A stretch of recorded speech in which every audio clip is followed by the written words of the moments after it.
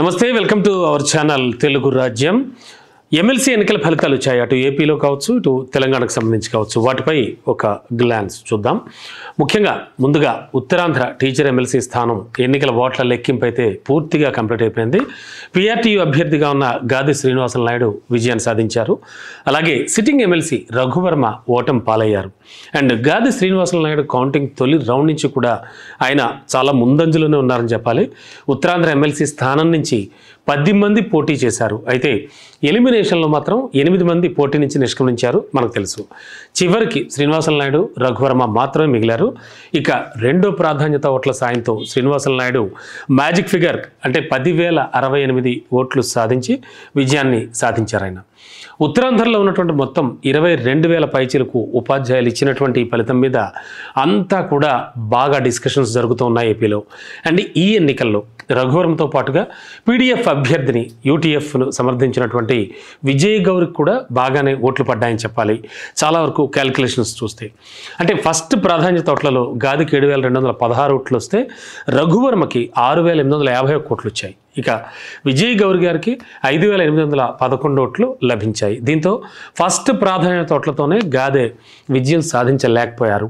And ఇంకో విషయం చెప్పాలి, ఇక్కడ మ్యాజిక్ ఫిగర్ 10,068 ఓట్లు కూడా ఎవరికి రాకపోవడంతో ఎన్నికల అధికారులు రెండవ ప్రాధాన్యత ఓట్లని లెక్కించారు. అంటే ప్రొసీజర్ ప్రకారం అలాగే వస్తుంది కదా, అందులో భాగంగా అలాగే లెక్కించారు. దీంతో శ్రీనివాసన్ నాయుడు విజయాన్ని సాధించారు. అయితే ఆయనకి ఎక్కువగా ద్వితీయ ప్రాధాన్యత ఓట్లు పీడీఎఫ్ అభ్యర్థిని విజయ్ గౌర్ నుంచే రావడం జరిగింది. ఇది కూడా గమనించాలి మనం.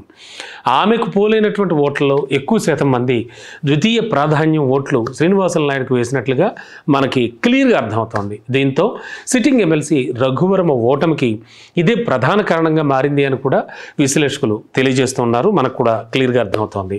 ఇక పీడీఎఫ్ అయితే ఈ విధంగా తాను గెలవలేకపోయినా మంచి ఓట్లు తెచ్చుకోవడమే కాకుండా గాదె శ్రీనివాసన్ నాయుడు గెలుపుకి కూడా పరోక్షంగా కారణమైనట్టు అయింది. అంతే కదా.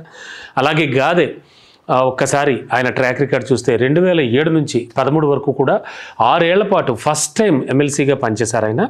ఆ తర్వాత మళ్ళీ 2013 నుంచి 2019 వరకు కూడా మరోసారి ఉత్తరాంధ్ర ఉపాధ్యాయ నియోజకవర్గ ఎమ్మెల్సీగా కూడా ఆయన కొనసాగడం జరిగింది. ఇక ఈ దఫా విజయంతో ఆయన 18 ఏళ్ల పాటు ఎమ్మెల్సీగా ఉంటారనమాట. అంటే మనకు అది క్లియర్గా అర్థమవుతుంది. అలాగే 3 సార్లు గెలిచినటువంటి ఒక లీడర్గా ఆయన ఓ సరికొత్త రికార్డు కూడా సాధించడం జరిగింది ఈ గెలుపుతో. ఇక టీడీపీ జనసేన మద్దతుతో బరిలోకి నిలిచినటువంటి రఘువర్మకు ఒక రకంగా షాకింగ్ ఫలితం అని చెప్పాలి. ఇది టీచర్లు కూటమి ప్రభుత్వం పట్ల తమ వైఖరిని ఈ విధంగా చాలా క్లియర్ కట్గా తెలియజేశారు అనేటువంటి చర్చ కూడా కొనసాగుతోంది. చర్చ కొనసాగడం ఏంటి, అదే కరెక్ట్. అండ్ రఘువర్మ కంటే కూడా ఫస్ట్ ప్రాధాన్యతోట్లు శ్రీనివాసన్ నాయుడుకు, విజయ్ గౌరికి రావడం కానీ, అలాగే సెకండ్ ప్రాధాన్యతోట్లలో భాగంగా వాళ్ళకే ఎక్కువ రావడంతో కూటమికి ఈ ఫలితం చాలా ఇబ్బందికరమైన కూడా అంటూ ఉన్నారు. ఇక ఈ నేపథ్యంలో చూస్తే ఉమ్మడి కృష్ణా, గుంటూరు జిల్లాల పట్టభద్రుల నియోజకవర్గంలో కూటమి అభ్యర్థి ఆలపాటి రాజేంద్ర ప్రసాద్ ఘన విజయం సాధించారు. అఫ్కోర్స్ ఇది మనం ముందు నుంచి కూడా ఎక్స్పెక్ట్ చేసిందే. అయితే ఇంకా 2 రౌండ్ల లెక్కింపు మిగిలి ఉన్నప్పటికీ కూడా ఆయన మ్యాజిక్ ఫిగర్ను చాలా ఈజీగా దాటేయడం జరిగింది. అలాగే ఆ ఫలితం కూడా మనకి తెల్లవారుజామున 5:50 సమయానికి ఆయనకు 82,320 ఓట్లు ఎక్కువగా వచ్చినట్టుగా మనకు తెలుస్తోంది. మొత్తం చూస్తే అంటే ఓవరాల్గా చూస్తే 9 రౌండ్లు పూర్తయ్యేసరికి తన సమీప ప్రత్యర్థి పీడీఎఫ్ బలపరిచినటువంటి సిట్టింగ్ ఎమ్మెల్సీగా ఉన్న కేఎస్ లక్ష్మణరావుపై 82,320 ఓట్ల ఆధిక్యంతో ఆయన గెలుపొందడం జరిగింది. ఇక్కడ కూడా చూస్తే మొత్తంగా 2,41,873 ఓట్లు పోలయ్యాయి. మరి ఈ రిజల్ట్స్కు సంబంధించి మనం గమనించాల్సిన కీలకమైన అంశం ఏమిటి అంటే కూటమి ప్రభుత్వంపై ప్రభుత్వ ఉపాధ్యాయుల్లో తీవ్ర వ్యతిరేకత అయితే కనిపిస్తోంది. చాలా క్లియర్ కట్గా తెలుస్తోంది కదా. అంతేకాదు మరో విషయం కూడా మనం గమనించాలి. కేవలం టీచర్సేనా కాదు కదా, ఇతర ప్రభుత్వ శాఖల ఉద్యోగుల్లో కూడా అప్పుడే ఒక రకమైన అసంతృప్తి అయితే మొదలైపోయిందని చెప్పాలి. మరి ఉత్తరాంధ్ర టీచర్స్ ఎమ్మెల్సీలో కూటమి అభ్యర్థి రఘువర్మ ఓడిపోవడం సర్కార్పై ముమ్మాటికి అంటే 100% వ్యతిరేకతే అనేటువంటి అభిప్రాయం కూడా చాలామంది వ్యక్తపరుస్తూ ఉన్నారు. ఇక పిఆర్టీయూ అభ్యర్థి గాది శ్రీనివాసన్ నాయుడికి బీజేపీ మద్దతు ఇచ్చినప్పటికీ కూడా అంటే మనం ముందు చెప్పుకున్నట్టు అది ఆ పార్టీ సక్సెస్గా మనం చూడగలమా అంటే ఖచ్చితంగా చూడలేము. ఎందుకు అంటే బీజేపీకి పిఆర్టీయూ అనుబంధ ఉపాధ్యాయ సంఘం కానే కాదు. మరి అటువంటిప్పుడు అది ఎలా చూడగలం? సో అది అందరికీ తెలిసినటువంటి విషయంగానే చెప్పాలి. ఇక టీడీపీ కానీ జనసేన కానీ బలపరిచిన రఘువరమను ఓడించాలి అనేటువంటి ఒక రకమైన పట్టుదలతోనే పీఆర్టీయూ అభ్యర్థి గాది శ్రీనివాసన్ నాయుడికి టీచర్లు ఓవరాల్గా అండగా నిలిచారని చెప్పాలి. అంటే టీచర్లలో చాలా మార్పు వచ్చింది, ఇది మనం ఖచ్చితంగా గమనించాలి. కూటమి సర్కార్పై తమ వ్యతిరేకతను టీచర్లు ఉత్తరాంధ్రలో అధికార పార్టీలు బలపరిచిన అభ్యర్థిని ఓడించడం ద్వారా చాలా క్లియర్గా చెప్పారు అనుకోవాలి కదా. ఇక అలాగే మరో ముఖ్యమైన పాయింట్ కూడా మనం చర్చించుకోవాలి. అదేంటో తెలుసా? ఉత్తరాంధ్రకు సంబంధించి అక్కడికి వచ్చేసరికి సిట్టింగ్ ఎమ్మెల్సీ రఘువర్మకి ఇచ్చినటువంటి ఆ అభ్యర్థిత్వంపై బీజేపీ మొదటి నుంచి వ్యతిరేకత వ్యక్తం చేస్తూనే వస్తోంది, మనం చూసాం. బట్ ఆ బీజేపీ వ్యక్తపరుస్తున్న వ్యతిరేకతను టీడీపీ కానీ జనసేన కానీ ఏం మాత్రం పరిగణలో తీసుకోలేదు, ఏమాత్రం ఆలోచించలేదు వాళ్ళు. దీంతో తప్పనిసరి సిచ్యువేషన్స్లో పీఆర్టీయూ అభ్యర్థికి బీజేపీ అయితే మద్దతు తెలిపింది. ఎందుకంటే సిద్ధాంతపరంగా అంటే కొన్ని విషయాల పరంగా సిపిఎం అనుబంధ ఉపాధ్యాయ సంఘం ఏదైతే ఉందో అదే యూటీఎఫ్కు బీజేపీ మద్దతు ఇవ్వలేని సిచ్యువేషన్ ఉంది అక్కడ, అది తెలుసు మనకి. అందుకే పీఆర్టీయూ అభ్యర్థి గాది శ్రీనివాసన్ నాయుడు విజయాన్ని బీజేపీ తన అకౌంట్లో అనుకుందామా అంటే కానే కాదు. ఎందుకంటే అదే విషయాన్ని గాది కూడా స్వయంగా చెప్పడం విశేషం, అంతేనా? ఇక తన విజయం ఉపాధ్యాయులకే ఎక్కువగా దక్కుతుందని ఆయన ఇప్పటికే ప్రకటించేశారు కూడా. అండ్ మరో ఇంపార్టెంట్ థింగ్ ఏంటో తెలుసా?